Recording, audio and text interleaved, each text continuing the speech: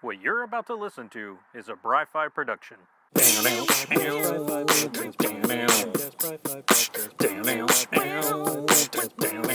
Comic book reviews.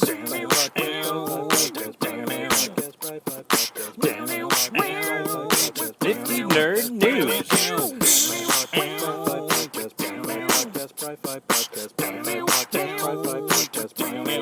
Heroes versus villains.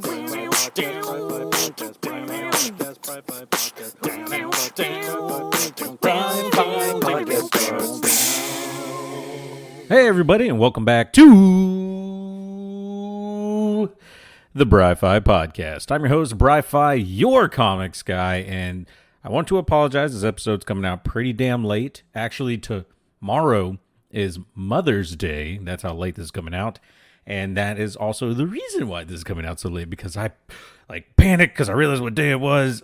Because I went out, I got The Legend of Zelda Breath of the Wild, and that was yesterday, last night when it came out. And I was like, oh, that's great. And then the lady at the counter, I was like, oh, is that like a gift for you, or is it like a Mother's Day gift for your wife? And I was like, it's Mother's Day. I mean, I kind of knew, it was always there in the back of my mind, but totally spaced. So today I spent a lot of time running around getting the house together, helping my wife get the house together, and getting her a gift in secret, which that is one of the hardest things to do in the world, especially on the weekends when you're both off and you love being around each other. It's hard to get away from each other, even when it's for the better good. It's for the best. Don't want to go away. Anyway, so yeah, I was able to do that. And if you haven't, go get your mom a gift. And if she likes nerd shit, buy her tickets to COMICPALOOZA. Yeah, we're segueing into an ad. COMICPALOOZA coming at you this month, actually, the 26th through the 28th. If this is the third, wow, we're 2 weekends away now. It'll be finishing up this weekend. Next weekend is a free weekend. And then the weekend after that is COMICPALOOZA. It's coming up here real fast, but COMICPALOOZA is still announcing new guests and everything. So just recently, I think this past week, teaming up with Tenoch Huerta. If you don't remember that guy's name, or who that guy was, he played Namor in the Black Panther Wakanda Forever movie. And teaming up with him is going to be Dominique Thorne, also from Black Panther Wakanda Forever, as she played Riri Williams in that movie. And that's actually the subject of today's topic throughout the podcast. But like I said before, get your tickets now. You can visit COMICPALOOZA.com. You can Google it. You find them on Facebook, Instagram, Twitter. You can go to my page. I got links to COMICPALOOZA from my page. Get tickets now, because you're not going to want to miss any of this crazy shit that's been going on, and all the awesome guests. There's even more than just guests, dude. COMICPALOOZA is really like an entertainment hub. I love it so much because they have everything from comics to video games. They have tabletop gaming. They'll have some retro gaming. They're hosting a video game tournament, I believe we talked about, or at least I've posted about on Instagram. But one of the cool things that I always find fascinating that they do here every year is they do there's no other way. Well, okay, here, let me look it up. The Houston Area Combat Robotics. That's what they do. And they call it Robotica at COMICPALOOZA. It's hosted by the HACR.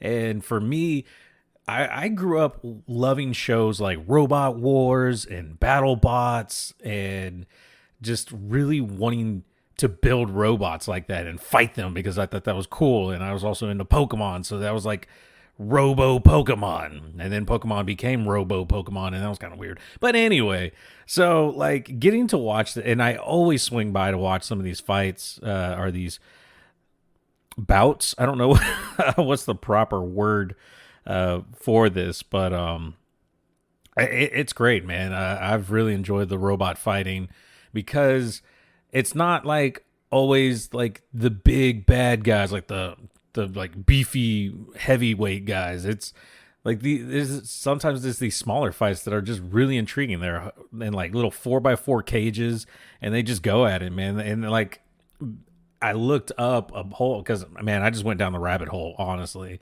and I looked up all the different weight classes for robot combat, and you have the fairy weight, which is like 150 grams.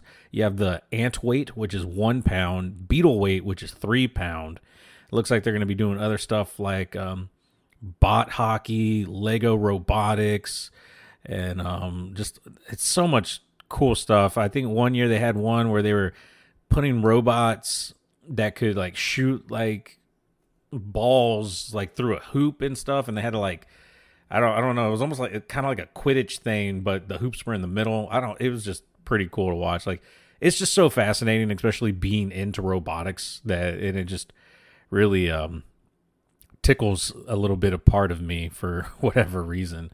And I went over to the robot combat events, and it looks like the organizers for this, they list the arenas as fairy weight, ant weight, beetle weight, and then there's going to be a heavyweight, sportsman, featherweight, and hobby weights in a 16-foot by 30-foot with no pits.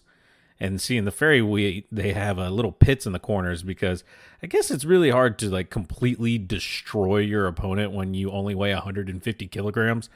Or 150 grams. Sorry, not kilograms. Oh, God, kilograms?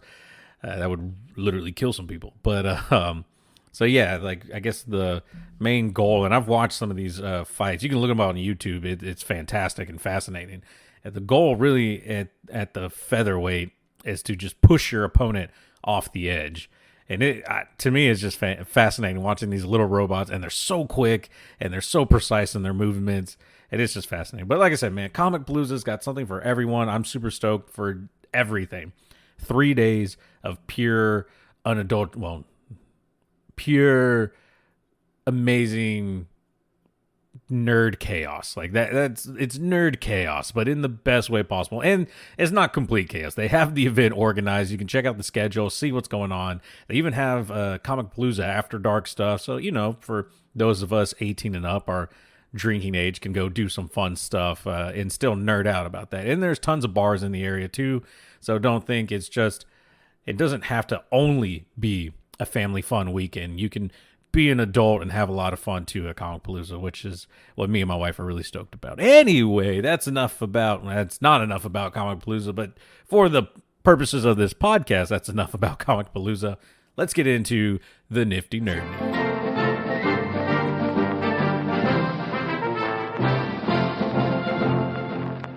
All right, guys, up first in the nifty nerd news, rumor mill is going like full spin right now.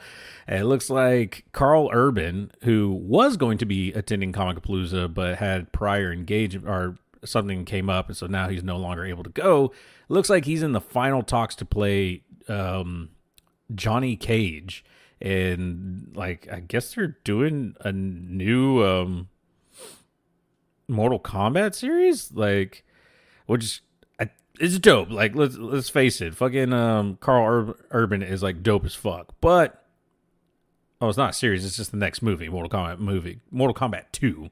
Sorry about that. But like, honestly, he literally just looks like Kano. But they've already done Kano, so like, what do you do? But I thought that was pretty neat. It has me kind of excited. Like, I like anything that Carl Urban does because he's going to give it 110%, and that's what's really awesome about the dude. Up next, we got some Guardians of the Galaxy stuff. Guardians of the Galaxy. First off, in their opening weekend, they debuted at $114 million, which maybe not the best opening, but still, I think a very strong opening for Guardians of the Galaxy.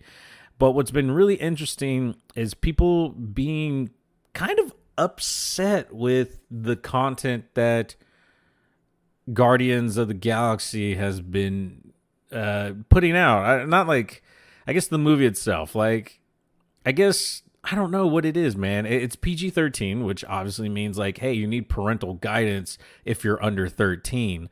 And parents are taking their kids there and quote unquote saying it's disturbing and graphic. I believe there's also themes of animal abuse in this movie, along with some other, like, from what I could tell, some gory stuff from what some people have said. But like I said, it's PG-13, people. Like, like, I'm trying to think other movies that were pretty violent and still PG-13. I mean, a lot of PG-13 movies are very violent. Like, the way they kind of keep under the rated R is they're not too gratuitously bloody, and they don't say the F word like every other sentence. So, like, I don't know what people thought they were getting their children into, but don't take your 5-year-old to Guardians of the Galaxy. It's a PG-13 movie. Have you forgotten what PG-13? Like, this reminds me of the time Casey and I went to go watch Deadpool, the first Deadpool movie.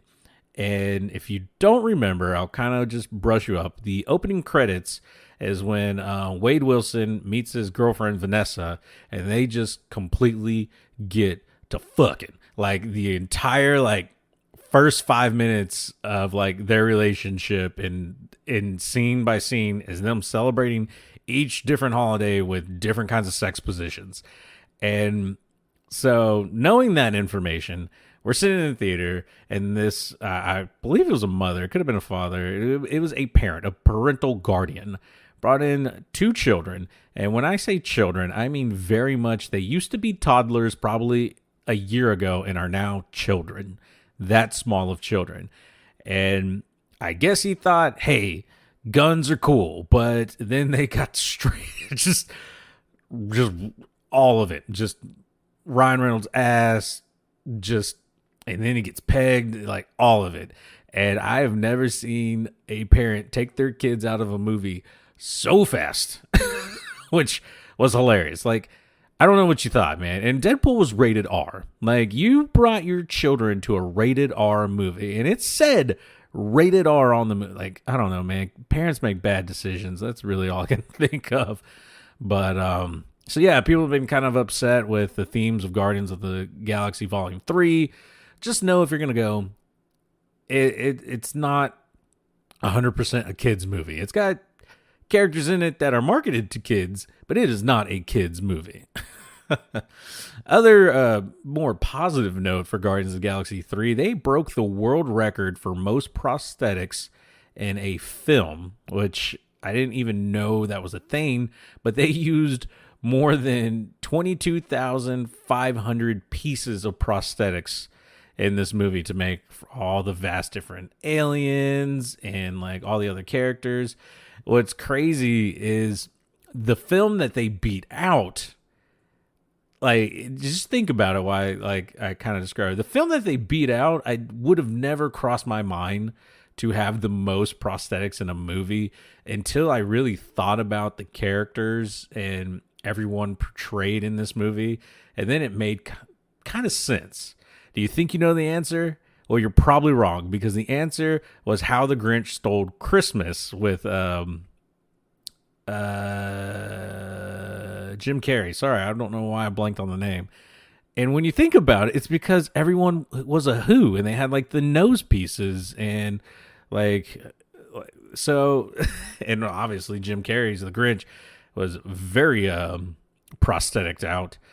But it was just, I don't know, it was just fascinating to me, because that was the movie, like, that held this record until Guardians of the Galaxy was just like, hold my beer.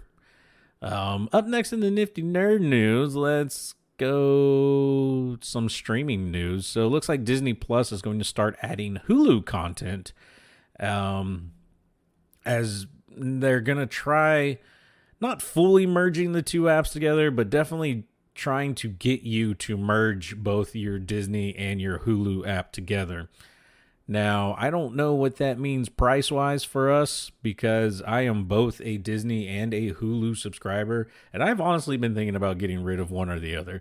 It won't be Disney. That spoiler alert, I am not getting rid of Disney, that's for sure. Now, if they offer, like, a 2-in-1 combo for cheaper than both of the apps separately, then, you know, I might be willing to add the Hulu add-on. But currently it's kind of one or the other, and Hulu is, now that I can't watch Saturday Night Live on Hulu, Well, I can't watch it right now because of the writer's strike, but now that I can't watch it on Hulu, there's kind of no point in me watching or having Hulu. You know, I don't think Casey even really watches anything on Hulu either. So, yeah, your days are numbered.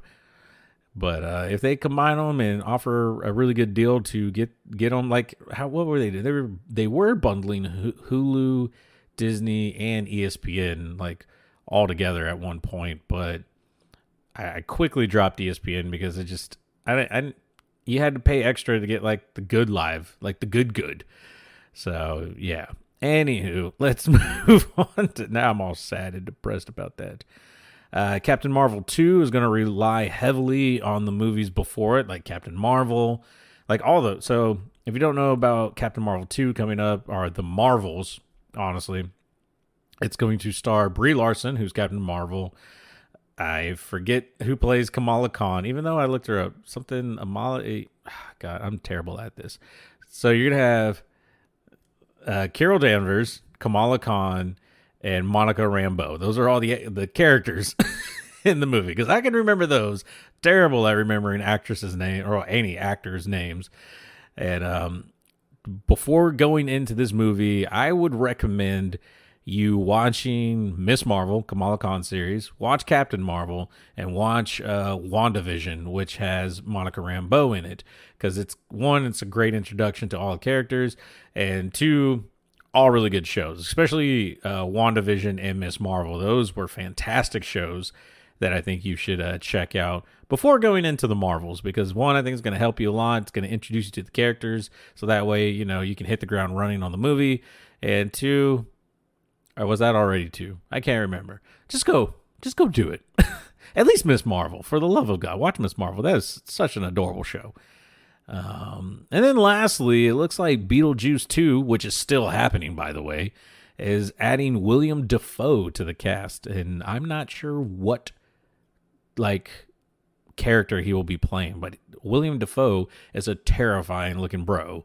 And I can only imagine he's playing someone in the underworld or some evil person. I don't know. Maybe he's just like the random mailman who's like a really nice neighbor. Who knows? But I thought it was interesting. I thought I would share that with you. And there's a bug on my Xbox controller. Sorry, I spaced out there. There's just a little tiny bug. That's really interesting.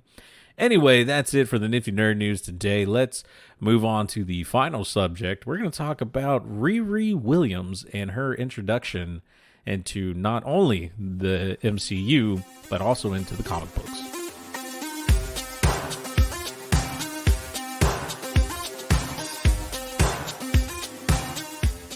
All right, everyone. Thanks for sticking around for the final part of the Bry-Fy podcast. We're going to talk about Riri Williams because she's going to be at COMICPALOOZA, and I thought it would be great to focus on her and say hi and talk about like how her character came to be, and not only the movie that she plays in, but in the comic books as well, and kind of compare the two characters and how similar and how different they are. And I'll let you guys be the judges of that. So in the movie, oops, I dropped my freaking phone.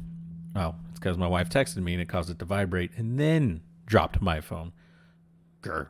Anyway, in the movie, Black Panther, Wakanda Forever, Riri is 19 years old. She's an MIT student / super genius who designs really awesome tech. She's even figured out a way to reverse engineer Iron Man suit, mostly.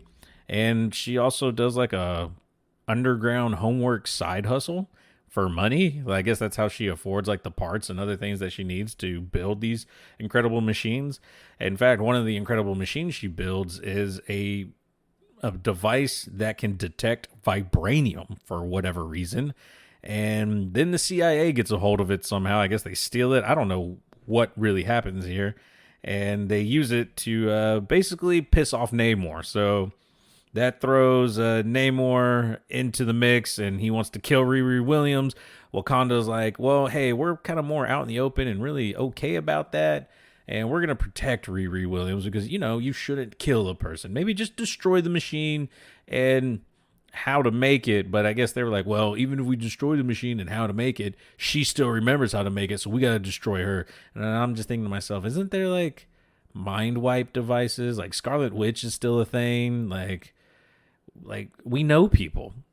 we're not alone in this world. We can find a way to wipe her memory, guys, and not like bash her brains in all over the street. Anyway, so Riri decides to fight alongside Wakanda because the people who don't want to kill you are probably your friends.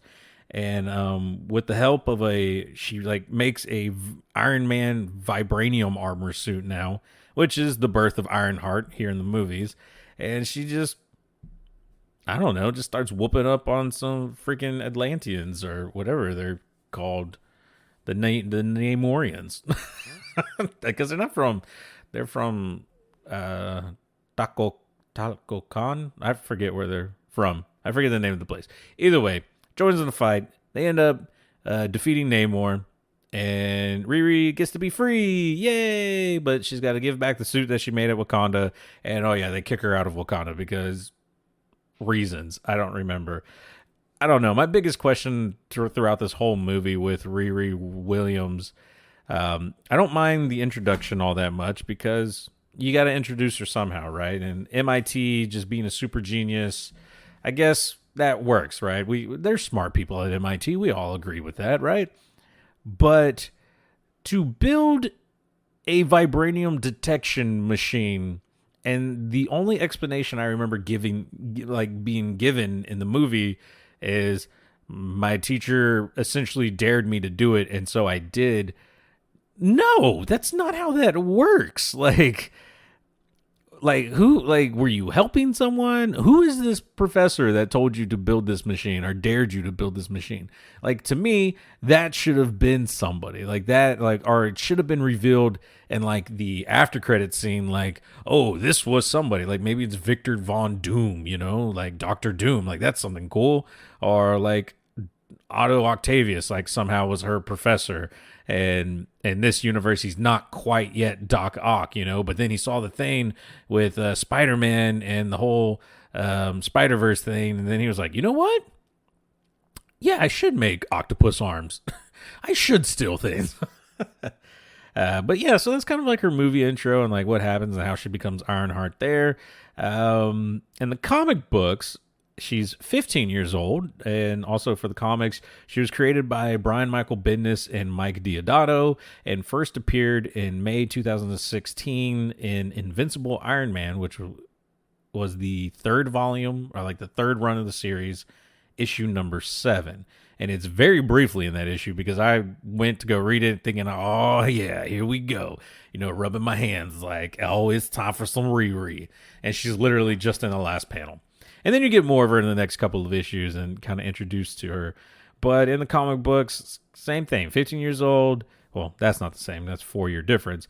But young teenage super genius attends MIT and is able to reverse engineer the Iron Man armor. She feels like it's kind of destined, though, to become a hero due to things that have happened with Tony Stark. Tony Stark all of a sudden disappears. No one knows why. No one knows where he went to. If you read the story, you realize he's fighting crazy biohacked ninjas over in Japan or China. I can't remember where he's at exactly.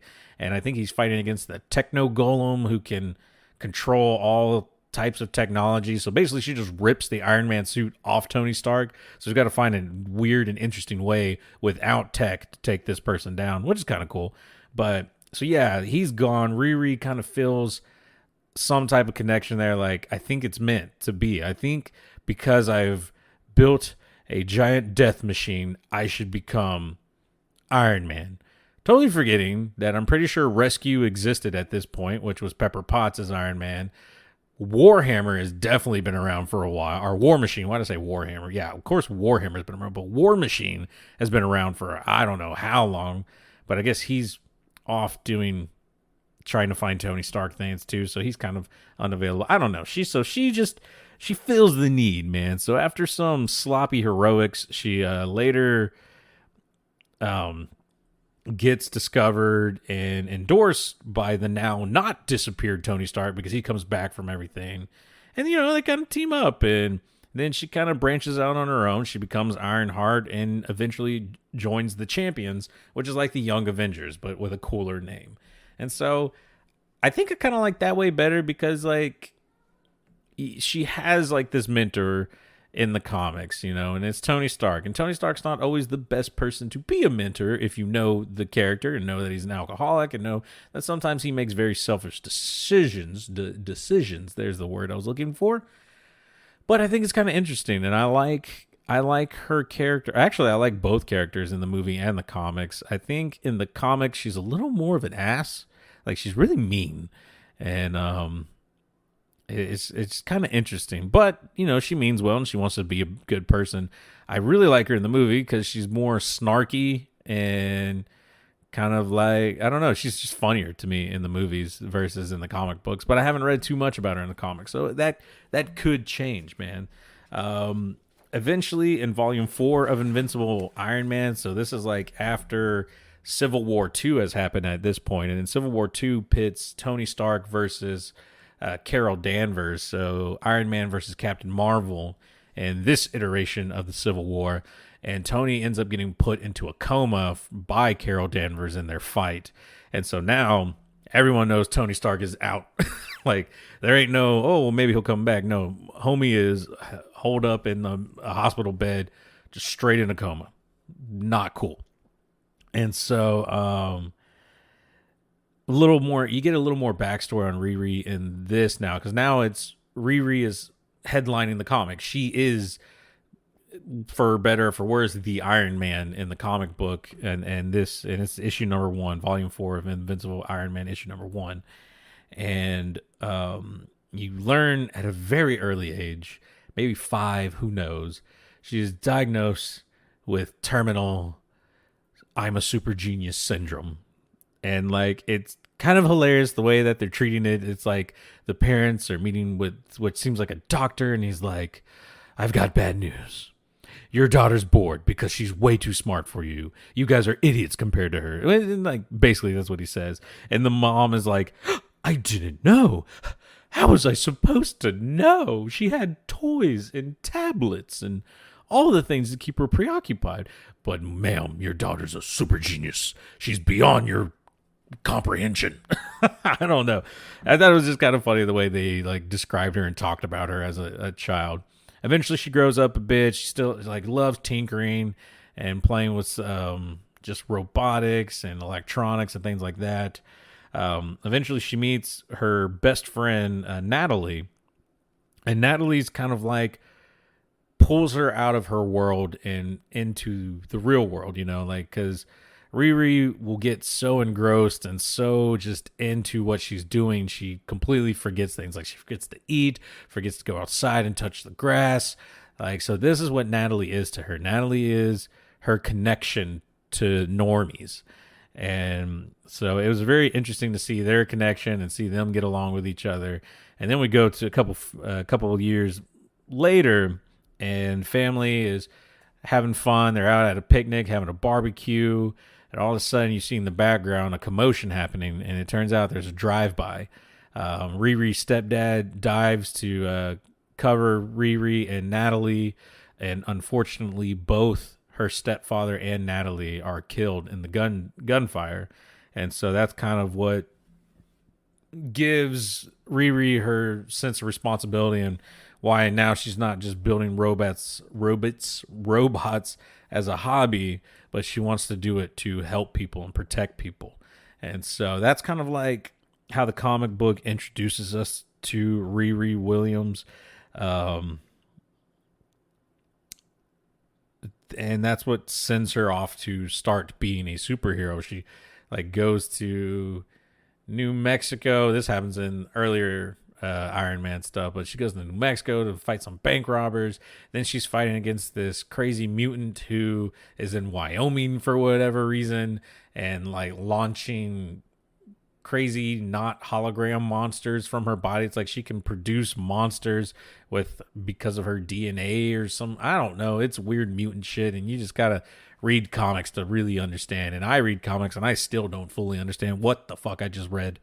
But so she's fighting her, and the fight goes meh. It's still very sloppy. I think Riri realizes that she can't do it all. She can't make the calculations, try to figure out like how to defeat an opponent and still fight and fly the suit all at the same time. So she needs a capable AI who's able to really assist her, because she's got a basic computer program, but is nowhere near fast enough to make calculations and assist her in fighting against superhumans and monsters and things like that.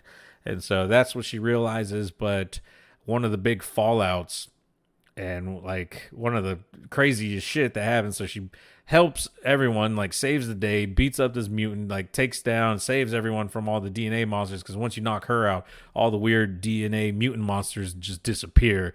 Then the cops turn their guns on her because they're like, okay, you know, the enemy of my enemy is my friend, but now who the fuck are you? One cop gets all jittery and then just launches around straight into Ironheart. Well, she's not Ironheart at this point, but Riri's face. But luckily, you know, she's wearing Iron Man suit type stuff, and so it just kind of bling, deflects off it. And she's like, yo, really, dog?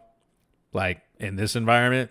Like, that's what you're going to do? And also, you know, literally, you were just right there, saved you, took down the bad guy, even told you, hey, I'm here to help. And then afterwards, I even put my hands up like, hey, not trying to hurt you. And you still shot me.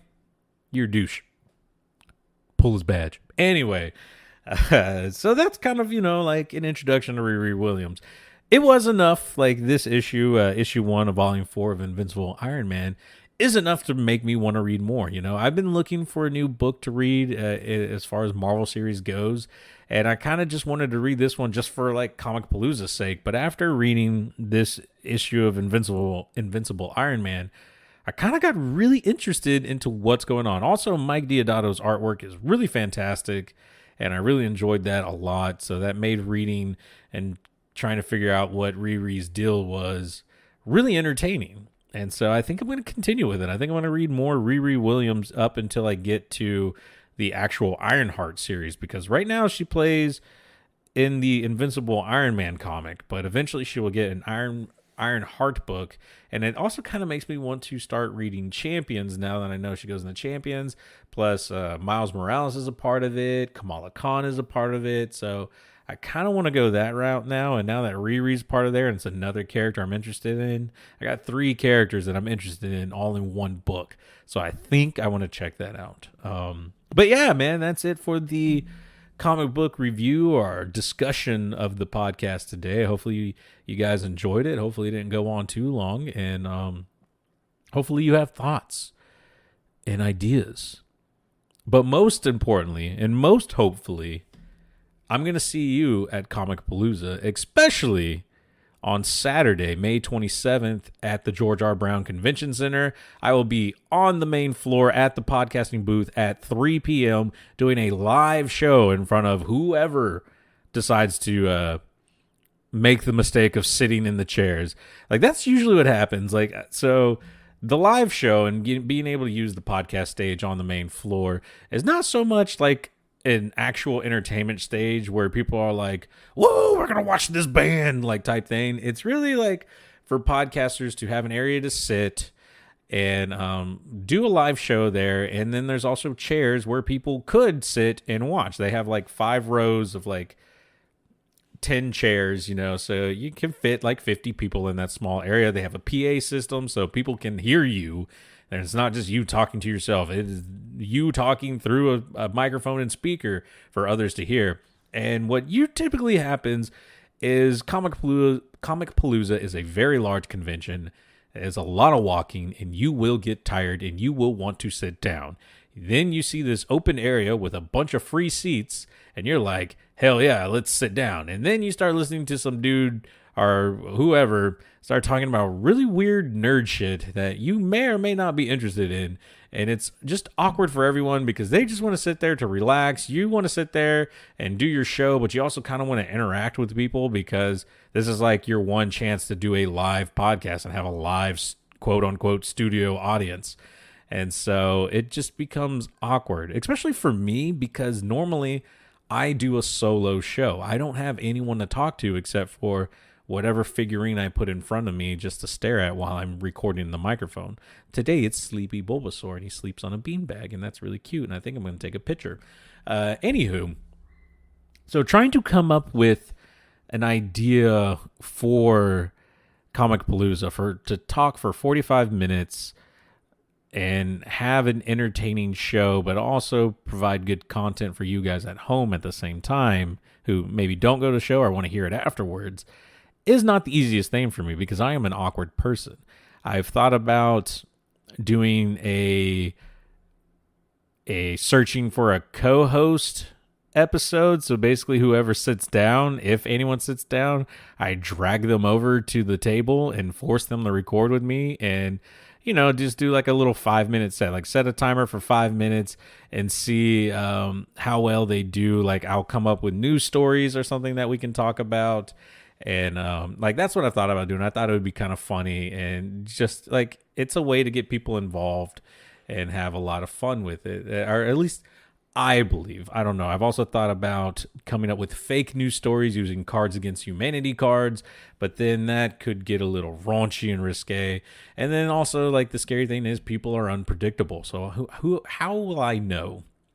How can I vet these people that are randomly sitting in the audience and I'm going to pull and put on a microphone to blast to the crowd where everyone can hear? And so they start going off. It's not them that gets in trouble. It's the guy who owns the table at that time, which is going to be me, 3 p.m. to 3:45, Bry-Fy. So definitely want to be careful with that. Anyway, that's all that I got for y'all today. Thank you for listening very much. And we will see you guys next week, and when we're only a week out from COMICPALOOZA next week. We're still 2 weeks out now. Maybe I confused you when I said that, and I shouldn't have said that. But anyway, that's all I got to talk about. We'll see you guys later. Bry-Fy out.